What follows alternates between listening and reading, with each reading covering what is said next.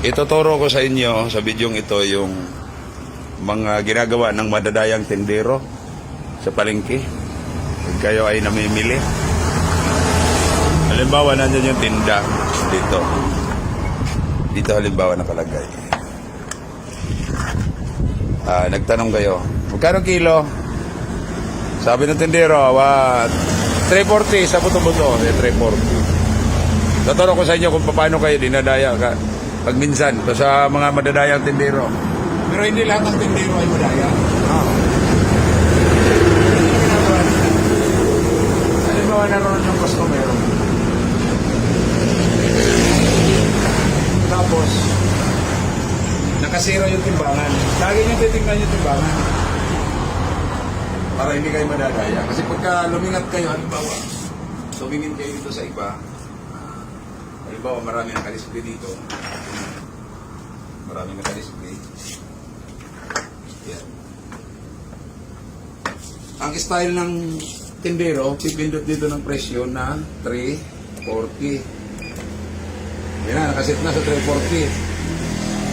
Ngayon, nandito kayo banda sa kabila, ikili kayo, ma'am, marami bang kukunin niya? Sasabihin ng tindero, ma'am, marami bang kayong kukunin? Sabihin niyo mga 5 kilo. Ngayon, iabot sa inyo yung tara. Mapili na ho kayo. Ngayon, kung pipili kayo, lalagay niyo dito. Tapos yung tindero nakapwesto dito, pasimple niya, pipindutin yung 0. Nakapili na kayo dito. Yan lang natin. Titimbang yan ang tindero. Nakita ma'am, talagang 6.9, halos 3 kilo ma'am, 2,370. Maglibasa kayo mapera o sabihin na natin na marami na kailangan. Halimbawa, papayag na kayo ngayon. Ngayon, dadalhin ito ng tindero doon sa yan, kasama niyang nasa loob na mag-i-slice. Halimbawa, nandito yung machine. Ilalagay niya dito yan. Ito na yan. Tapos, hindi mapapansin ng customer, ibabalik kay Tara, hindi dito niya ulit ng 0 ng pasimple.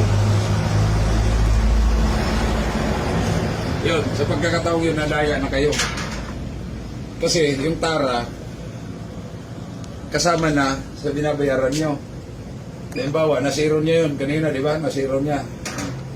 Napasama, magkano yung halaga ng Tara? 214. Ibig sabihin, sa karning yun, na binibili nyo, nadaya kayo ng halagang 214 pesos. Sa lahat ng ito, nadaya kayo ng 214 pesos.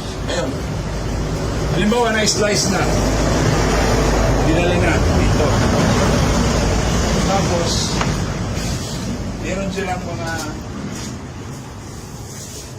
halimbawa, meron silang taba na nakalagay dyan. Halimbawa na, ngayon sasabihin nila, mabibigyan ko na, dadagdagan ko kayo ng taba. Ngayon dadagdagan kayo nila ng taba, i-slice nila.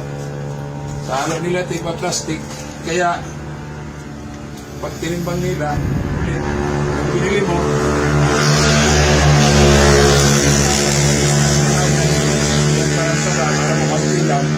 pag tinimbang nila ulit, at may duda ka, tumagay mo nga ulit, yung binili mo. Ayan. Ibig sabihin, natatakpan na yung 200 pesos na nadaya sa iyo.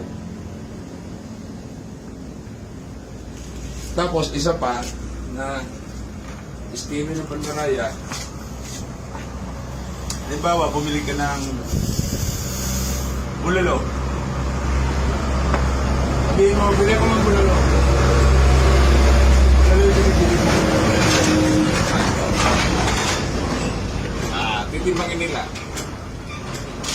Alam, ito, sakto na ba ito? Ito, maganda ito, bulalo ito. Sabihin nila, ma'am, maganda yung bulma. Sigurado may bulma. Sigurado ito na ito na bulalo. Kaya, i-slice ng tindero yan.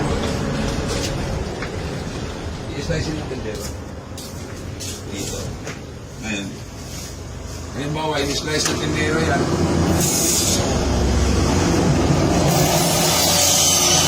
Kasi nga, pwede ko na.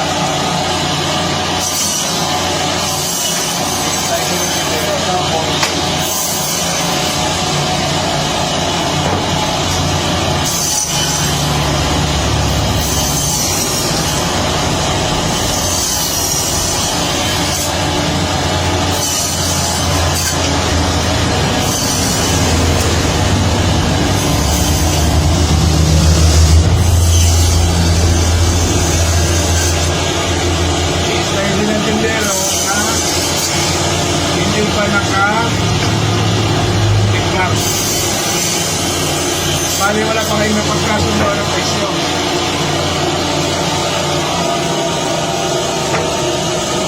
Kaya ang gagawin ng tindero yan dito. Pamit yun na yung mula lulito. Kasi din yung malaya. Inilagay dyan.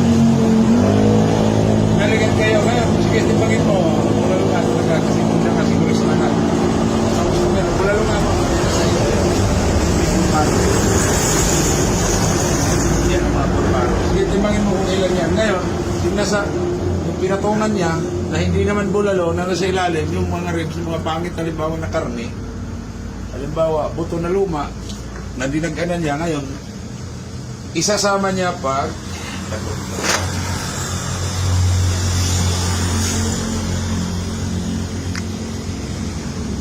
ngayon, napapasama yung hindi mo naman binibili na karne mo. Buto ba? Oo. Mga pangit na karne na nasa ilalim, napapasama nila sa timbang. Tapos, bukod doon, ang hindi mo namamalayan na habang nag-uusap kayo dito, yung kamay pala ng tindero, nakapindot pala sa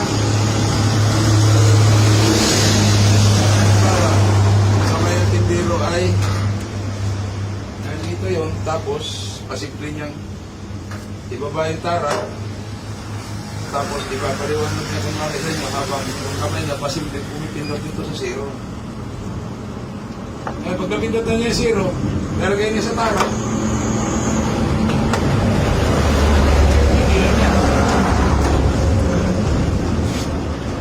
8.28 ma'am. To 8.15. Sige. Ang customer ay medyo barat. O, to 8 na lang yan. Para yung tindero. Sige, to 8 na lang yan. Ngayon, mababa niya ito. Tapos, ang taba, dagdagan ko kayo. Dagdag na lang itong taba. Dagdag na yung taba. Halimbawa na yung plastic na. Tapos pagbalik ka, pasimple namin yung zero. Na hindi mo na namalayan kasi may kasama ka, may kausap ka. Ngayon, sa 350 ang kilo ng bulalo, yan ay sa 350 ang kilo ang bulalo, yan ay halagang 220 ang mawawala sa iyo. Pero pag ang plastic na to, pag-trito na ito lahat, at isisiro yan ng, nakasiro na yun siya, pag tinimbang mo,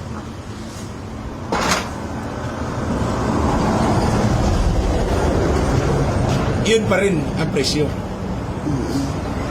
Pero, hindi mo namamalayan na binaya ka na pala ng mahigit 200 pesos. Nadaya ka na ng unang timbang, kasi nga marami kang binibili, nadaya ka pa sa pangalawang timbang.